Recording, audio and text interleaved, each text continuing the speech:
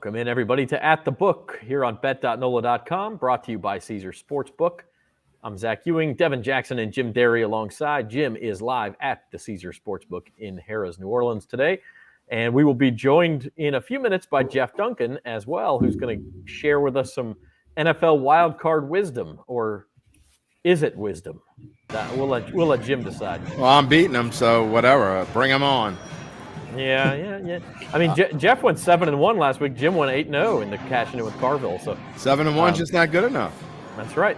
I mean, you were just a rock solid on North Dakota State minus 7.5. I know that was.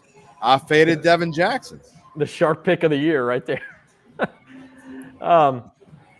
So we will have Jeff Duncan on in a little while. We'll also talk to James Carville. And we'll go through the wild card picks. We'll go through a little bit of basketball, both on the college side and NBA. And we also have some exciting news for you, and that's where we want to start. Caesars Sportsbook has upped the ante, if you will. When the app goes live later this month, we are told by all sources it will be by the end of January. If you sign up for the Caesars Sportsbook app, and you can do that right now. You don't have to wait for betting to go live. You just can't bet until it's live, but you can download the app. They will give you $300 if you go to NOLA.com/Caesars, sign up through our bonus code, which is NOLA-NEW, and you'll just get it. Go to NOLA.com/Caesars. You get $300. And then on top of that, when you deposit money, they'll match your deposit all the way up to $3,000. So if you feel like playing with $3,000, you're going to get $3,000. If you feel like playing with $500, you're going to get $500 plus the $300 bonus. And by the way, if you've already signed up, if you're one of our loyal listeners, Caesars is going to honor this bonus and give it to you as well. So just have to wait for the mobile launch. But that's pretty exciting, guys. I mean, honestly, it's the best, but it is the best bonus in the business.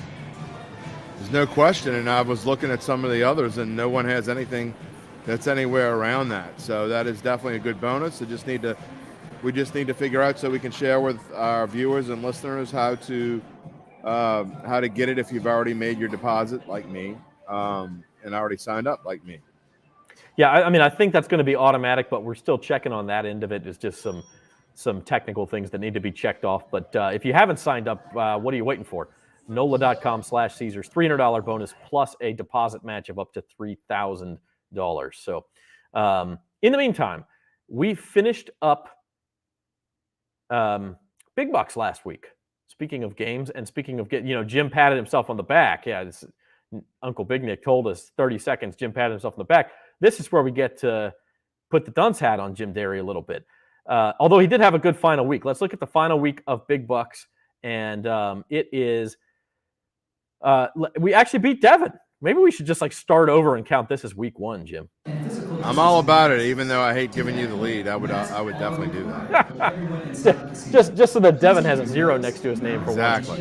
Once. But Devin, Montana State cost you there, and you were at 0 for the week. But as we'll see in the next slide, clearly beat our pants off over the course of the season. Yeah, the final couple weeks really were not great ones for me, but I'm happy to take the season victory and just take it at that, and then I tried to get a little risky with the Montana State, and it's backfired, and I know I won't hear the end of that one. Yeah, you had a chance to get over 3,000. For those who didn't follow it all year long, we started Big Bucks with $2,000 of fake money, advocate bucks, if you will. And Devin got all the way up to 29, 27, as you see. And these are our biggest picks of the year. And Devin's best pick of the year, he won $70 on the Rams covering minus 13 over the Jaguars back in week 13. And then 77, besides North Dakota State, also lost betting on Akron. But that's you think that's silly to lose money on Akron and Montana State, but that's how Devin built his fortune too. So going back to this week, Jim, you were all over Georgia, as was I. Those were our big picks of the week. Your teaser let you down yet again. And you owe me a root beer, by the way. Oh, no way. You better count that again. Oh, count it. I got the spreadsheet, my man. Okay, you can get a spreadsheet. I'll go back in time, but there's no way. I can tell you one thing. Whether it's with this or whatever, Teaser's has been very, very kind to me this year. And not in Big Bucks. Well, not in Big Bucks. I don't know about that. We'll have to go back and look. I don't know that I believe that. Anyway, you talk about Georgia. I mean, to me, and it did come down. It was a lot closer than the score indicated, but it's like we said. I mean, you talk about a team that really was going to play a lot different than they played the first time because we knew that they didn't show them everything. They were going to be able to. You would think they were going to be able to pressure Bryce Young a little bit more. They forced him into turnovers, unlike they were the first time. So, I really like this bet. I probably should have just gone with the spread and probably maybe bet a little bit more, but I was trying not to get too greedy. I was worried about a funky score. There was a funky score, and for a while it looked like my hedge and all my futures and everything else was going to hit. Then at the end it kind of got a little weird. Yeah, I mean, actually, the money line I think was still a good bet because even though it ended up being a 15-point game, if Alabama scores instead of throwing that pick at the end and then misses the 2-pointer, it ends 28-26, and you don't want to be laying those 2.5 in a weird score like that. So that's a good point. But I did like Georgia to cover, and I thought they played kind of nervous in the first half, a little panicky. Their play calling was weird. They didn't run the ball enough. But then once they kind of got into the game, Alabama had some chances to really get out to a pretty big lead and didn't take advantage. And then Georgia really put the hammer down in the second half. Yeah, I think the same thing, but I also think that they were kind of feeling their way a little bit, especially on offense. They get, Kirby Smart could say whatever he wants, but he was not going to let Stetson Bennett do anything that was going to kill him. And I think just letting Stetson Bennett feel his way through the game a little bit.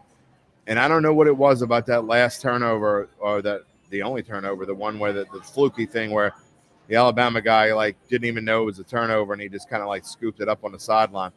Whatever that was, woke Stetson Bennett up. And he was a different quarterback after that. And hey, I mean, whatever spark Georgia needed, that was a good one. And Alabama missing its wide receivers didn't help. I mean, I don't want to discount that factor. They were missing their top two guys. Probably could have made some more plays. But in the end, Georgia gets the bet. Our season-long bets, Jim, your best bet was this Georgia money line, $100.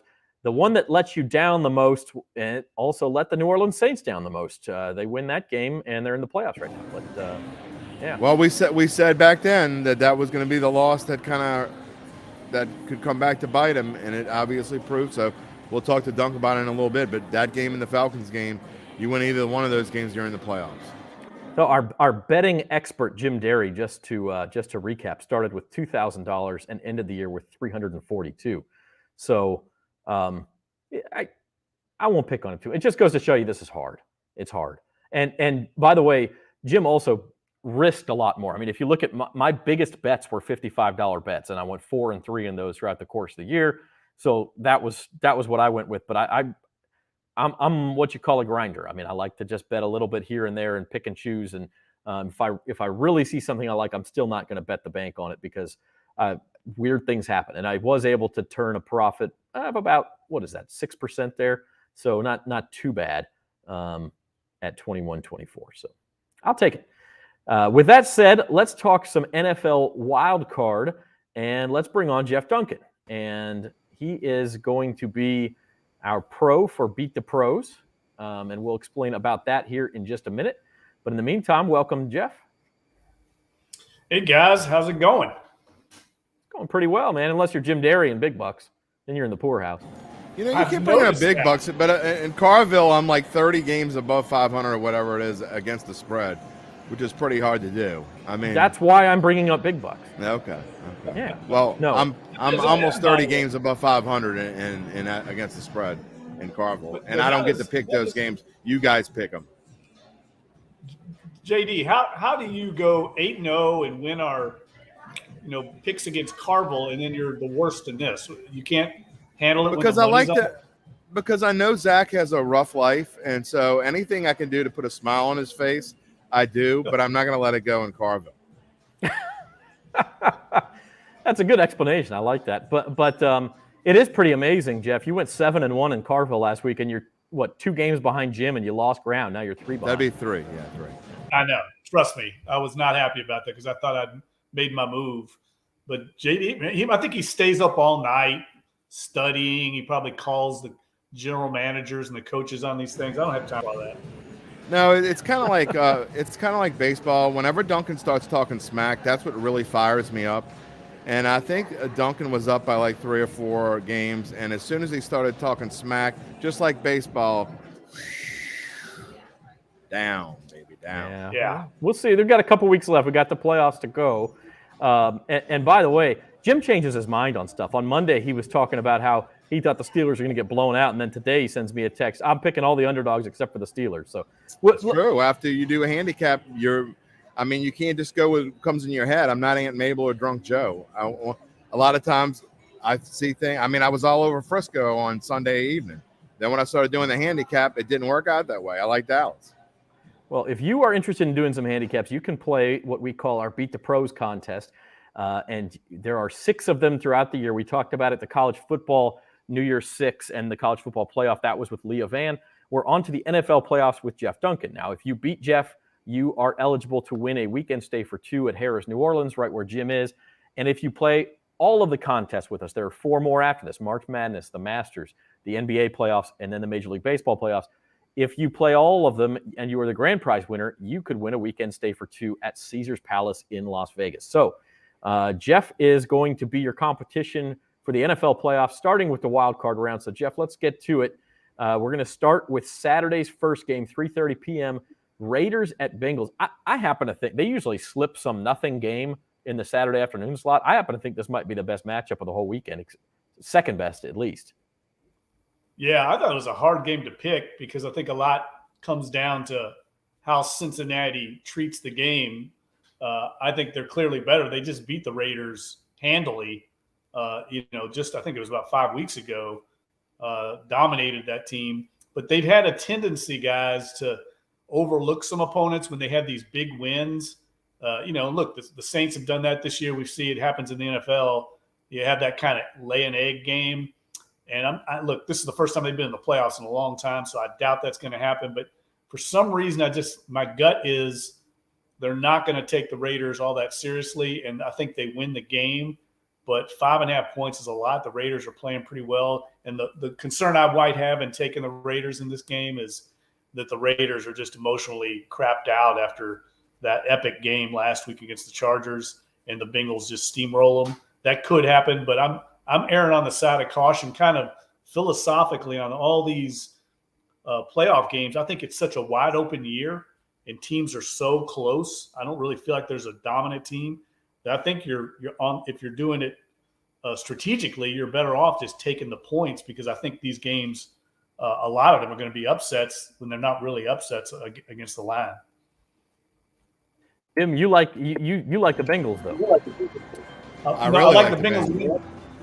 No, you're talking about JD? Yeah. Why do you like them, Yep. JD? Tell me why, JD.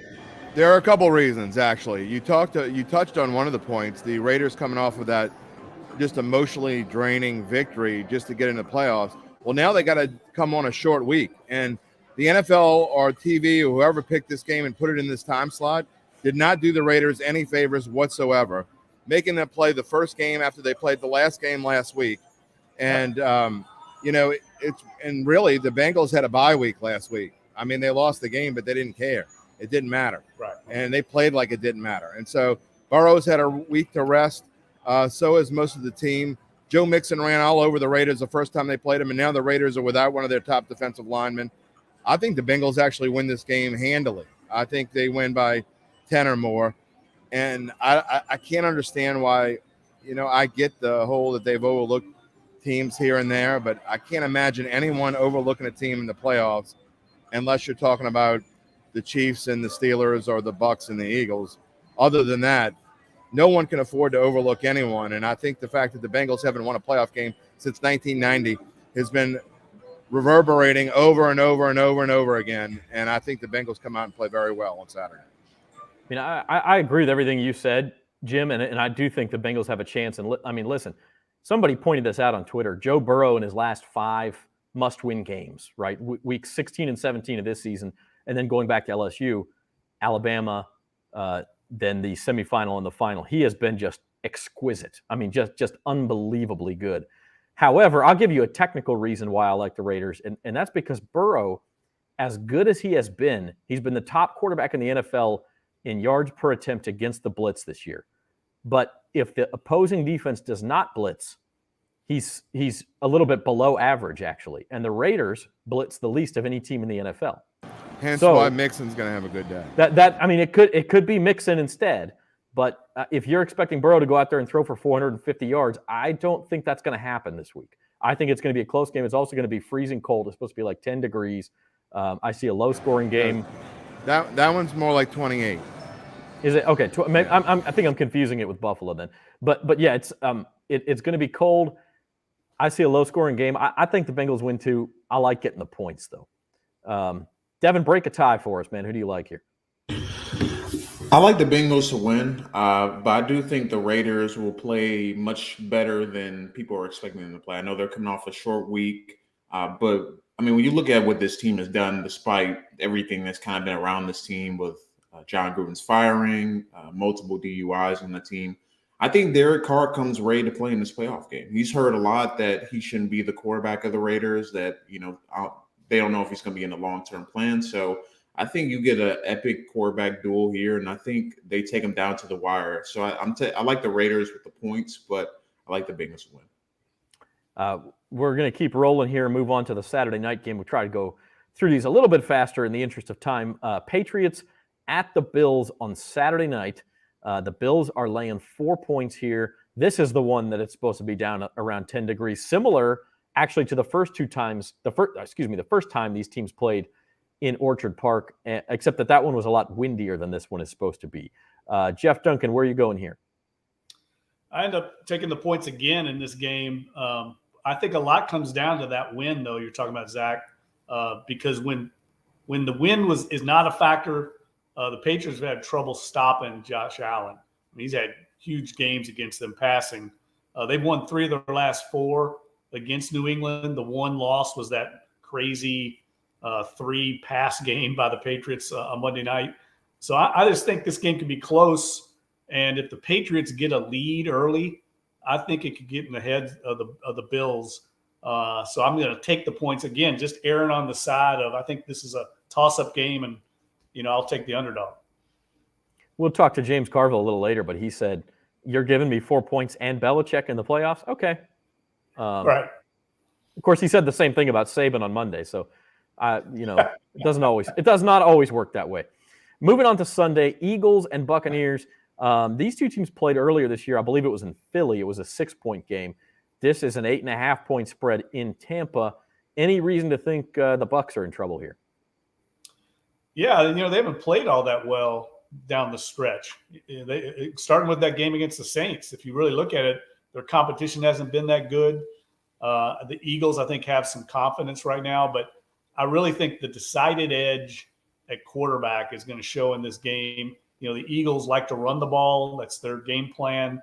And this is one of the stingiest front sevens in the league. They haven't played all that great lately, but I expect them to bring their A game. They kind of rested their guys as well down the stretch. And I think they've been waiting for the playoffs in Tampa. They got bigger fish to fry. So I think they shut down the running game, and then that's when Jalen Hurts can get in trouble. And this could get away from Philadelphia. So I actually laid 8.5 points. I know that's a lot of points to lay, but I just think Tampa Bay can blow them out in the second half. They've definitely done that at home to some teams as well. Moving on to Sunday afternoon, throwback to the mid-'90s when I was growing up, and this was in the playoffs every single year, but 49ers and Cowboys. It's Dallas -3. The Niners are a pretty popular underdog pick here, Jeff. Yeah, I said this in my column. I like both these teams a lot. As a matter of fact, I think Dallas can win the whole thing. And I think a good bet right now would be put 100 on Dallas to win the Super Bowl because they still have really good odds. I think they have maybe the most talent overall in the entire NFL, and no one's really talking about them. But they got a tough draw. I felt like whoever won a 7th seed between the Saints and 49ers was going to be a tough out. They're both well-coached teams. They're good along both lines. I think San Francisco's got a little bit of mojo going right now. So I worry more about this game. Reminds me a little bit of like an NCAA tournament game where the top seed gets a tough, low seed, and they just survive. And then all of a sudden they blow through everybody the rest of the bracket. That's what I think could happen with Dallas here. I think they could have their toughest game in the first game.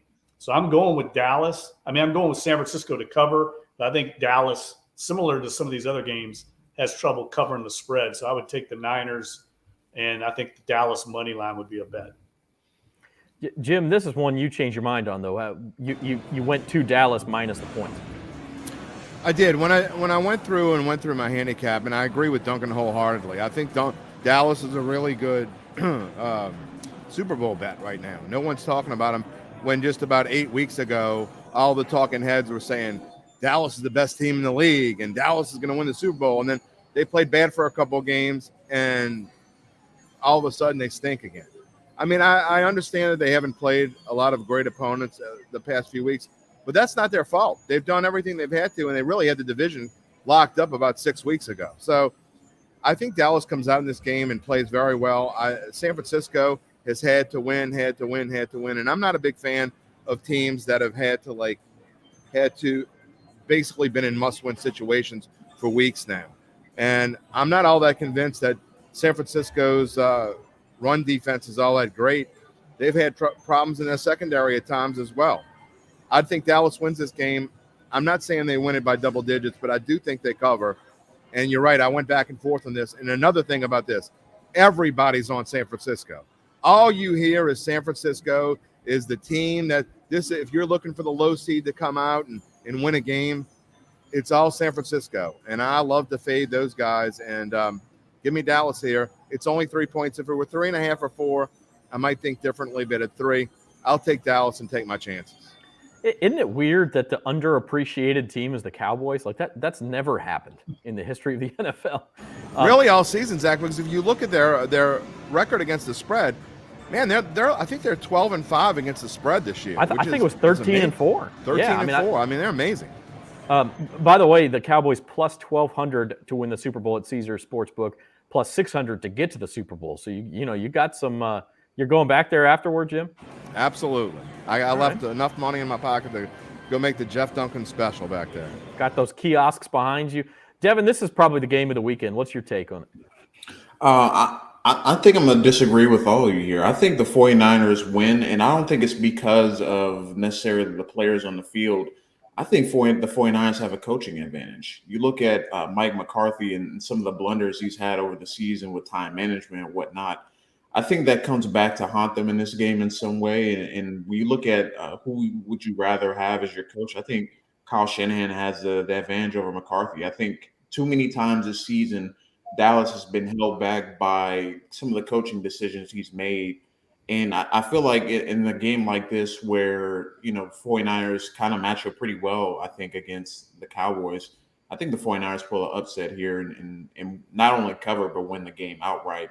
Just because I do think that the 49ers coaching staff and the way they operate and how they've been kind of winning games is controlling the clock, making advantage of opportunities. You look at the Rams-49ers game last week, if they don't get that field goal before halftime, the Saints might be the ones playing in the playoffs this week. So I'm picking that game based on coaching because it's part of winning in the playoffs as well if you can make adjustments. And I like what the 49ers are doing with their coaching staff. I actually think that's a really good point. I mean, Mike McCarthy, God bless him, the team's very talented. The guy went to one Super Bowl with Aaron Rodgers in like 12 years. How does that happen? I think he's a liability. Maybe they'll win by enough every week to where it won't make any difference, but I agree with that take a lot. Jimmy G. I mean, yeah, he looked pretty good on Sunday. He's 7-0 when he doesn't throw a pick. He's 2-6 when he does, and Dallas has Trayvon Diggs. Yeah, see, Nick with the Debo jersey, he's on board. He's on board. No, we'll see what happens. I mean, Trayvon Diggs, by the way, leads the league in picks. He also is like near the bottom of the league in yards given up per target. So he's a risk taker. If he doesn't get the pick, he's going to give up yards. So we'll see what happens. Jeff, moving on to the Sunday night game, Steelers and Chiefs. You thought 8.5 was a lot of points for a playoff game. 12.5 here for Kansas City. I saw something today said that's the biggest spread in the wild card round that we've ever seen. That seems, I don't know if that's accurate or not, but I saw it on Yahoo today. And I'm laying them all. That's what's crazy. I like the Chiefs. It almost feels like a trap to me. They're trying to encourage you to get some money on the Steelers side of things. I like JD's point earlier about the 49ers. I kind of feel like the Steelers are like that they've had this Ben Roethlisberger farewell tour, and they've been emotionally invested, and they've made this great run. But I could see that coming to a big end against the Chiefs. I don't know how they're going to stop the Chiefs. They're defensively, I don't see a good matchups at all. We saw the Chiefs, I think just 3 or 4 weeks ago, bludgeon the Steelers. They were up 23-0 at halftime. It was 30-0 at one point. And I think it could be that way again in Kansas City, in that type of environment. And I could see the Steelers packing it in, kind of happy-go-lucky. Hey, look, we made the run. We got in the playoffs for Ben's last year. Now let's fold up the tent. So I'm laying the points. Yeah, Jim, I'm going to go to you again because this is one that you also changed your mind on. I'm with Jeff. I think the Chiefs roll. The Steelers' defense has been good, but it's also been playing very limited offenses. This is anything but that. But it is a lot of points. I had a tough time with this one, and I was originally on Kansas City. But the more I looked at it, the sharps are on Pittsburgh. And I don't necessarily – Pittsburgh's had to fight. And it kind of is contradictory to what I was saying about the other teams. But the difference here is something's wrong with Kansas City. Tyreek Hill's not right. Doesn't seem like him and Mahomes are on the same page. I think the Chiefs are going to run the ball a lot more than they normally would because the Steelers they're not so bad in pass defense. They're really not good in run defense. So it kind of goes against what Kansas City likes to do. I probably like the under more than I like Pittsburgh, but since we're forced to take it, I just think that's too many points in a wild card round, and it's tough to see a Mike Tomlin team just laying down in a spot like this. So it's really hard to give that many points. I do think Kansas City wins, and I actually like them in a teaser format because they're only given 6.5. But I can't give 12.5. I'm going to have to take Pittsburgh. And by the way, the first time they played, T.J. Watt played for Pittsburgh, but he was playing through broken ribs, which are apparently a little bit better now. So maybe that makes a difference. Maybe he gets to him a couple times. I don't know. The first ever Monday night wild card game comes to us 7:15 on Monday. Cardinals at Rams. The Rams are a dirty word for most of Saints fans at this point, but they are at home, and they're 4-point favorites, Dunk. Yeah, I don't like either one of these teams. Just it's the exact opposite of the Niners-Cowboys game. I wish they could play each other, because I think the Niners and Cowboys could maybe make it to the Super Bowl. That's why I'm deferring and taking Arizona. It's mainly a bet against the Rams, who I think are soft. I'm not a believer in Matthew Stafford. We saw last week. I'm just not a believer in that guy. He hadn't won a playoff game. He's 0 for 3. And, Arizona's started strong. They went through a lull there at the end of the season, really did not finish strong. I think they lost 4 of their last 5, but we might see J.J. Watt on the field. And I think Kyler Murray's a better quarterback than Matthew Stafford, and he'll find a way to win this game. So I'm with Arizona getting the 4. Before we let you go, Jeff, since we've got you, we'll put you on the spot here on January 13th, 4:30 in the afternoon. The Saints quarterback next year opening night is? Man, that is putting me on the spot. I guess I'm going to have to go with Jimmy Garoppolo as my long shot Hail Mary, because I think he's going to have to be moved. I know Sean Payton likes him. He went to Eastern Illinois, Sean's alma mater. The Saints were high on him coming out of college. They wanted to draft him, and the Patriots beat him to the punch. And I think he'll be fairly affordable, whereas I think some of these other guys, these pie-in-the-sky options like Russell Wilson, I think that's going to be very costly. I'm not sure the Saints will be in that market. So I think Garoppolo is going to go somewhere, and it kind of makes sense as quarterback needy as the Saints are. And they've got a playoff caliber roster. I don't see them starting over with the draft pick. I think they're going to get a guy like Garoppolo. And I think there's enough ego in Sean Payton to say, I can coach up his faults, and we can win with this guy. So I'll go with Jimmy G. I want to say something real quick before Dunk goes off. First off, I agree with you 100%. I think that would be a perfect pick for Sean Payton. I could easily see that happen, and they could find a way to make that work a lot easier than some of the other options. Although I still think they're going to do everything they can to get Russell Wilson if it's at all an option. But secondly, and more importantly for you, Jeff Duncan, is you have a real chance to catch me this week because we're on the opposite sides on 5 of 6 games, I think. So Nice. you got a great shot. You see me breathing down your neck, right? You got fear. You're looking back.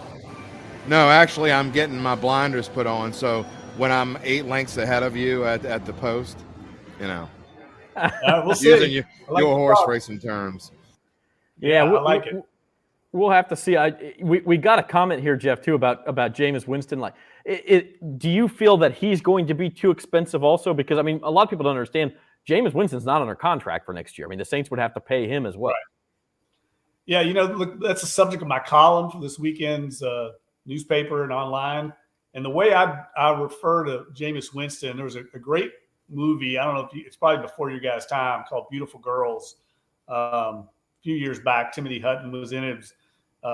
And there was a scene in it where they're talking about women and settling and stuff like that. And the guy's describing his girlfriend. He says, she's personality a 7.5 on a 1 to 10 scale. Looks 7.5.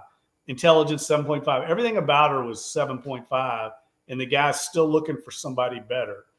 And that's the way I feel Jameis Winston is. Like, the Saints do not want to move on from Jameis Winston, but I think they're kind of he's a 7.5. We think we can find something better. And I think they're going to go looking for that better option, but yet still consider him to be a fallback option and be very happy if that is your fallback option, because I think they can win with him. But I think they're going to go try and hit a home run. That's the way I would consider Jameis Winston. All right. No, that's good information. And obviously read Jeff's column on NOLA.com or in the Times-Picayune this weekend. Jeff, thanks so much for joining us. And again, you can play against Jeff, Beat the Pros. Go to NOLA.com/beatthepros. Make your picks this week and then throughout the NFL playoffs. We'll have you back on. Thanks, Jeff. All right, guys. Thanks a lot for having me on. Talk to you soon. And that is Jeff Duncan. And he is he's on the dogs and you're on the favorites, Jim. Yeah, I want to say something to a commenter real quick. Courtney Price. Jeff Duncan does not – I don't take up for Jeff Duncan very often. Jeff Duncan does not hate Jameis Winston. I can promise you that is not the case. He's giving you his opinion on what he thinks is going to happen. He has nothing against Jameis Winston, I promise you. We've talked a lot about this on and off the air on Datitude. He likes Jameis Winston, as do I. But what is the best option for the Saints? And the point about going back to that real quick is I don't know if Jameis Winston is going to want to sign another 1-year contract. He may or may not. So the Saints are going to have to kind of commit to their near future. And I think a 3-year deal with someone at the minimum is going to be on the line here. And having to decide on whether you want Jameis Winston, if you have a choice between Winston and Garoppolo, I really like what Jameis Winston did in his short time and his short, I guess, tryout. I guess is the only way to put it. But I take Jimmy G over Winston too, and I may end up being wrong. And honestly, look. I mean, Winston is probably the most likely of anybody, just because he was here. I think he wants to be here. I don't know that he's more than 50-50 to be here, but I think he's the most likely. But we don't even know who's going to be available. We don't know the price on Russell Wilson, or if the Seahawks will even make him available. We don't know if Derek Carr will be available. We don't know what else is going to shake down. So that's right. No one's 50-50, Zach. Yeah. I think I agree with you. Winston's probably the favorite, but you'd have to put him at probably 3-1. Yeah. No, I agree. Let's go ahead and play Cash In with Carville. For the last time this year, you can play at NOLA.com/cashing-in. We are, by the way, James graciously agreed to stay on with us through the Super Bowl, so we're going to talk to him. But as far as his picks that you play against, it was a 19-week setup for the contest, and this is the 19th week. So go pick against him in the wild card, especially if you've been on all year long. There's some pretty good prizes on the line here in the last week. So here is Cashing In with Carville for wild card weekend.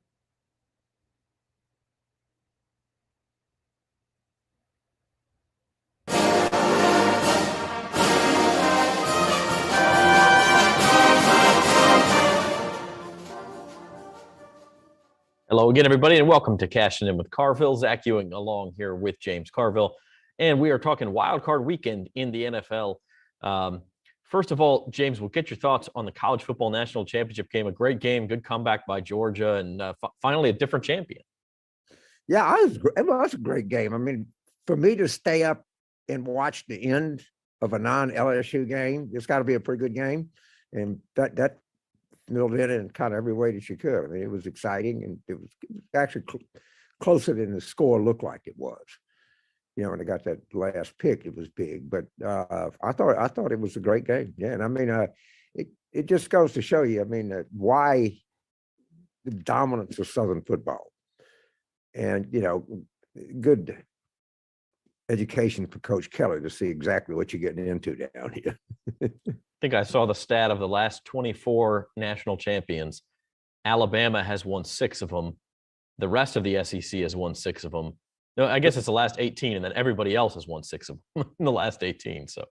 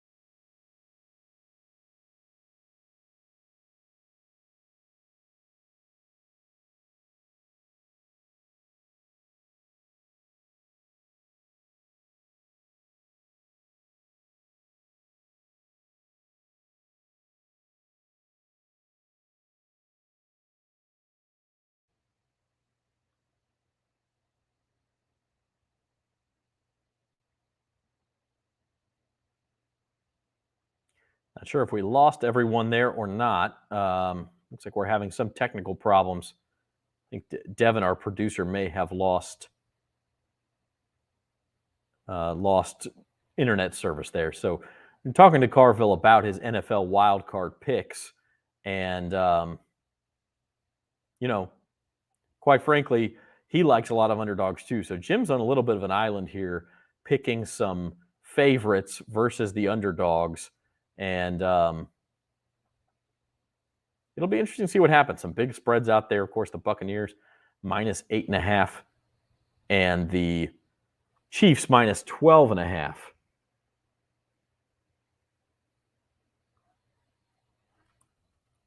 To figure out what happened with Devin Jackson there. He said his internet did crash. So we're going to try to get Carville for you at the end of the show. But in the meantime, we'll keep talking, and Jim Derry's going to come back here for us, too. One thing I did want to talk about during the show was a little bit of basketball. LSU, of course, a big win on the road last night. We were going to talk to Carville about that, too. They beat Florida at Florida, which is not an easy thing to do, and it's been kind of Will Wade's nemesis. And so that's been a tough thing, and LSU gets to 3-1. They now have wins. As we look at the odds here in the favorites, they already have wins over Kentucky, Alabama, and Florida. And the one loss was to Auburn. So Auburn's kind of taken position as the favorite. Let me bring on Jim Derry here. Jim, we lost Devin, and so we lost Carville, but you're still there at the book. We're talking a little basketball now. SEC men's basketball odds. And, quite frankly, LSU last night got a win that I didn't expect them to get.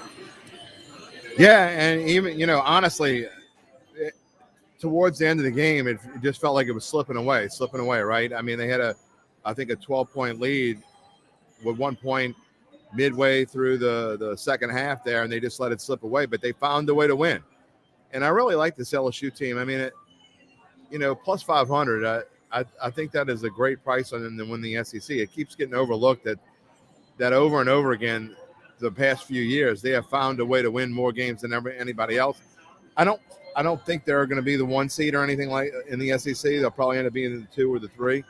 But you get that first day off, and then you can make a little run, and you make it so where you play the 1 seed if it's Auburn or whoever, in that championship game. Yeah, I like the LSU's odds at 5-1.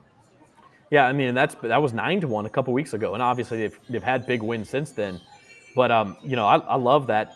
I love that price still at 5-1. I mean, I don't really. I know Kentucky's very talented. I don't really understand them at plus 325. Of course, they only have the one loss as well, and so they turn around and beat Auburn, and we could have a three-way tie situation.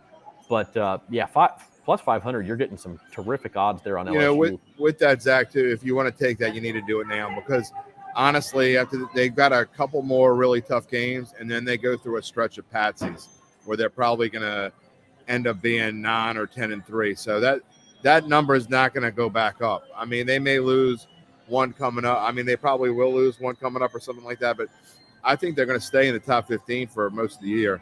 And as they go through the end of January and end of February and that stretch of games where they should win a lot of them, they may end up in the top 10. You're not going to get 5-1 on that much longer.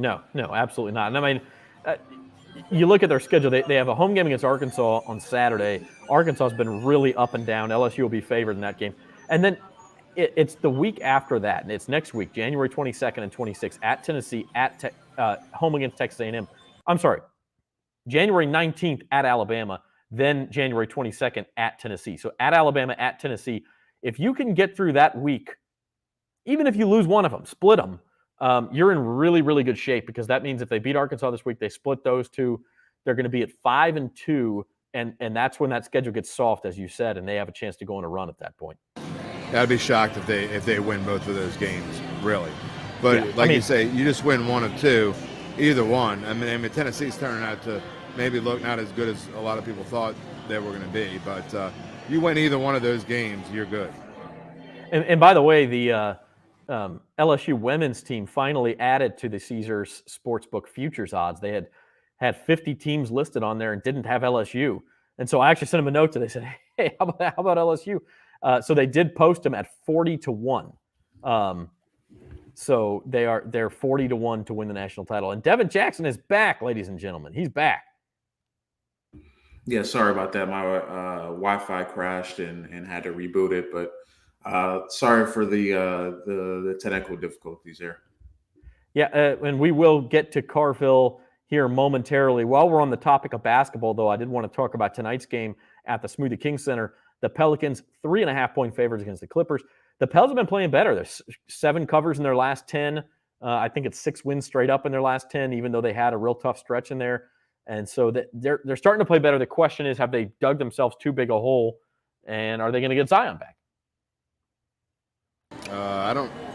I would play as if you're not going to get Zion back. I mean, and I think that's how they have been playing, and they have been playing as well as they can play. I really like the Timberwolves, and I think I texted you guys. I bet the Pels night before last because Minnesota had been coming off of a stretch where they were. I think it was the 6th road game out of 7, and even though they had been on a hot streak, I could see that would be an easy spot to kind of fade the T-Wolves there. But I'm not so sure here. I don't like to bet the Pelicans as a favorite. I don't. They're much easier to bet as an underdog because you can kind of, and what I've been doing when they're dogs or big dogs, especially, you can take the money line and the spread, and you take the spread a little bit bigger than you take the money line that you could still win a little bit if they don't win. But I don't know if I like this spot here tonight. But they have been playing well. The Clippers have been they've been a little bit up and down, but they've been undervalued by the books as well. They've covered quite a few times as underdogs.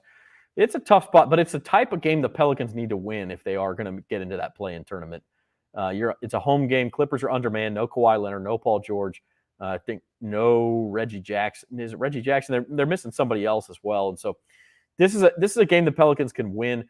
They are currently just a game and a half out of that number 10 spot to get into the play-in tournament. However, they got to pass 3 teams. They're tied with the Spurs, got to pass them. They're a half a game behind the Kings, got to pass them. And then they're a game and a half behind Portland, got to pass them. And then there's a gap up to Minnesota. They're 5 games behind Minnesota. So it's not going to be easy.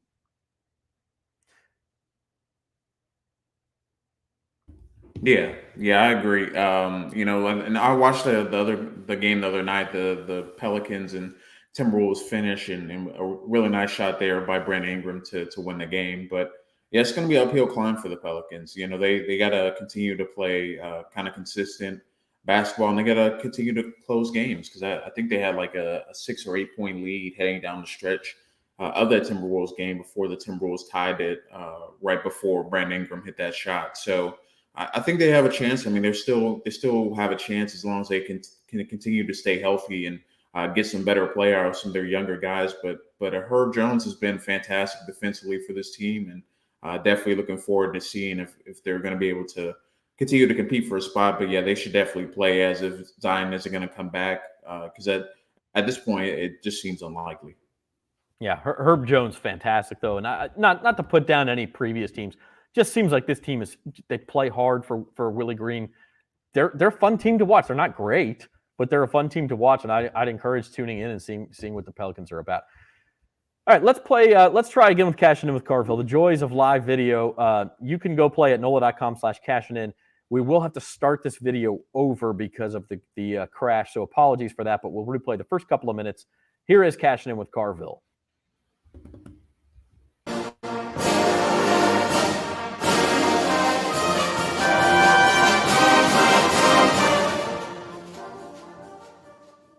Hello again, everybody, and welcome to Cashing In with Carville. Zach Ewing along here with James Carville, and we are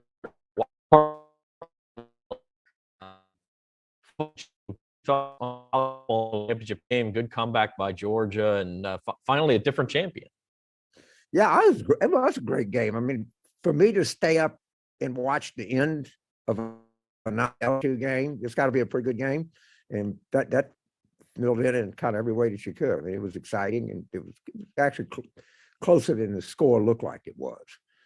You know, when they got that last pick, it was big. But I thought it was a great game. Yeah, and I mean, it just goes to show you, I mean, why the dominance of Southern football, and you know, good education for Coach Kelly to see exactly what you're getting into down here. I think I saw the stat of the last 24 national champions. Alabama has won 6 of them. The rest of the SEC has won 6 of them. No, I guess it's the last 18, and then everybody else has won 6 of them in the last 18. So, well, since the century, I mean, last 18, we've won 3. Yeah, we don't have a team ever to win 3 with 3 different coaches. And that's Brian Kelly hoping to make it 4. So, and you talk about the talent at LSU. Just look at the NFL playoffs. Almost every team has a key player from LSU. You have Leonard Fournette. You have obviously Joe Burrow, Jamar Chase, but they're everywhere. They're everywhere. Oh, did you watch that basketball game? I did. Yeah. That was a much better win, and the paper kind of played it like they, you know, held on, but we had Pinson out. You know, we had our good Ethan got in foul trouble, and it's a road win, and you know, it wasn't razor thin. It was a good win. And that's a place where Will Wade, even though as much success as he's had, they've struggled in Gainesville. So to get that win is big. That's good. Yeah, it's a good. I mean, we're definitely. I don't care what they say with number 12, but that doesn't faze me in college basketball. You got to beat everybody to win, but we're gonna beat a lot of people. And Pelicans got a buzzer beater the other night, so it's all coming up. Football season's over in South Louisiana, but basketball looks promising.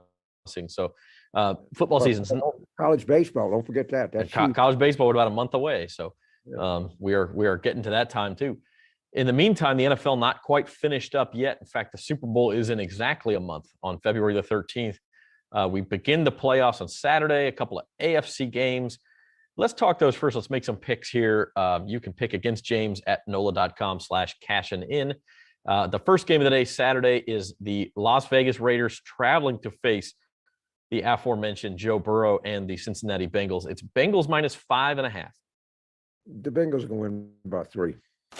All right, we'll take the Raiders with the points, but a closer game than they played in the regular season. By the way, what did you think of the almost tie there Sunday night? The what? Which game are you talking about? The Raiders and Chargers, where a tie would have gotten them both in the playoffs. Right. I was like, probably I watched that, and I think the Raiders were a little bit better winning.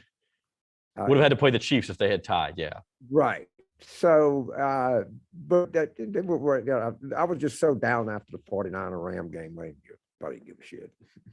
It was a letdown for Saints fans. That is Well, for it sure. wasn't a letdown. I mean, oh my, and they were up 17-0.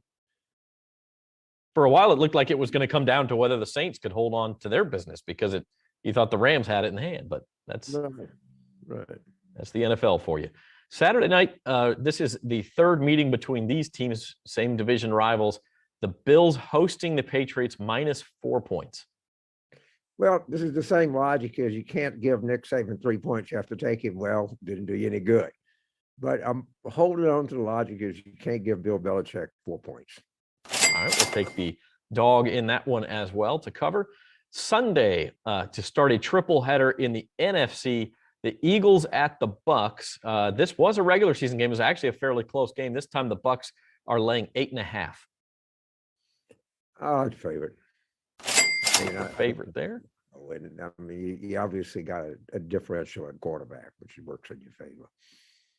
Yeah, no, there's no doubt about that. Tom Brady and anybody, right? Right. The game of the weekend, maybe, I guess, would be 49ers Cowboys, a throwback to the 1990s. They're meeting in the playoffs. The Cowboys are minus a field goal here. Who do you like? The 49ers. 40. Cowboys always get built in to picking against them because so many people pick them. They haven't made a conference championship in 25 years now. That's the amazing thing. Yeah. More than that, I think. Yeah. Sunday night football, Steelers at Chiefs. The Steelers were the benefit, but a lot of reward. They get to go play the Chiefs, who beat them 36-10 a few weeks ago. This time the Chiefs are laying 12.5.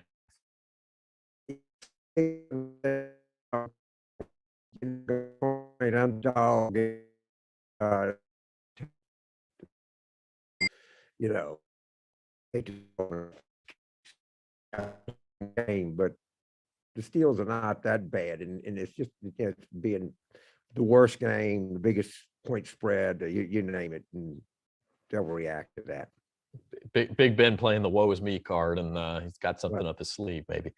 And then we get our first ever Monday night playoff game. What do you think of the NFL's move to go to Monday night in the playoffs?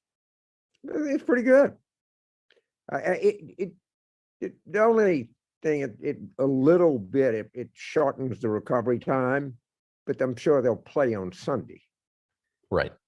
So, I would think.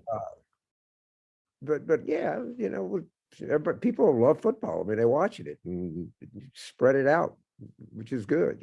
We got 2 on Friday, 3 on Saturday. I mean, no, 2 on Saturday, 3 on Sunday, and 1 on Monday. 48 of the top 50 television programs in September have been NFL games. So that goes to show you why they're doing it, because people will watch. Okay, so we have the Rams here who let the Saints down on Sunday. They are -4 points. You anger against the Rams and take the -4. Do we go with another dog? We go with another dog. I wouldn't take. I wouldn't bet on the Rams to play me. The other thing, I don't even like the helmets. I don't like the uniforms. I like the helmets. I don't like anything about it. Especially not now. No. All right, so all dogs except for, I believe, the Bucks. So dogs barking this week again with cashing in with Carville. All right, Zach. All right, we appreciate you joining us early morning in California. You bet, man. All right, we'll talk to you next week. You bet.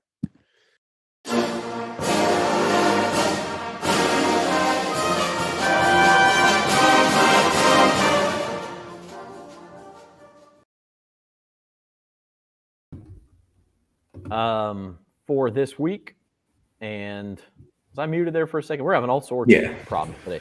That was Cashing In with Carville for this week, and we are appreciative to James for being with us yet again, and he's going to continue to be with us every playoff week through the Super Bowl. You can make your picks against him.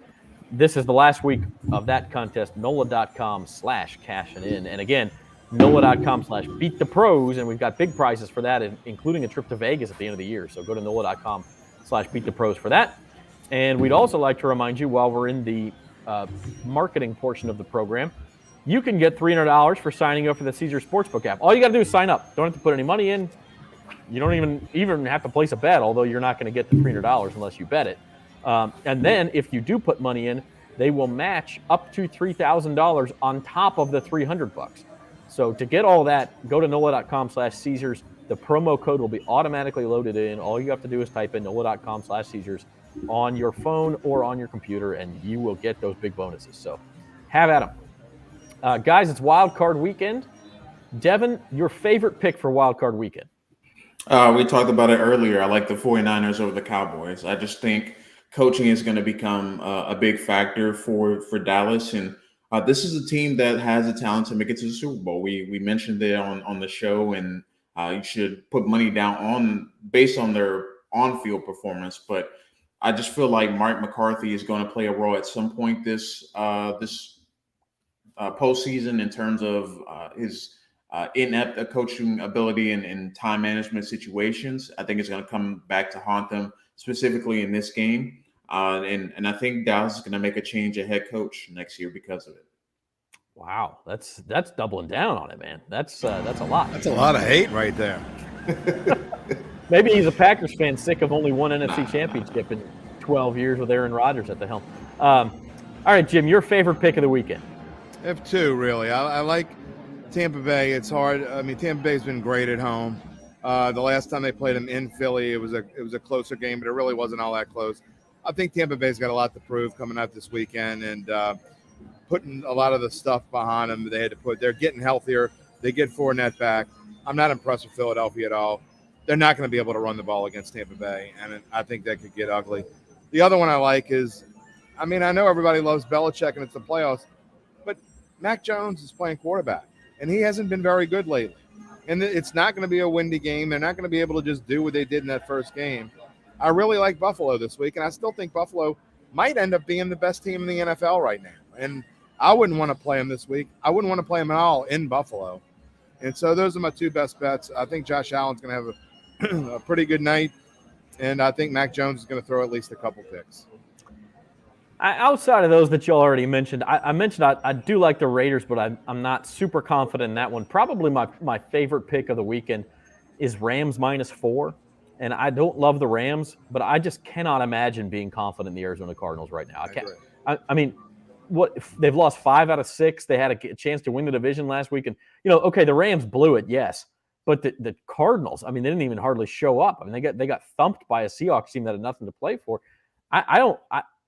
They were the hottest team in the NFL for 10 weeks, and they are the coldest team in the playoffs right now. So I can't imagine betting on the Cardinals. Not only that, Zach, with what you said, to go along with that, people like to throw out Matt Stafford's record in the playoffs.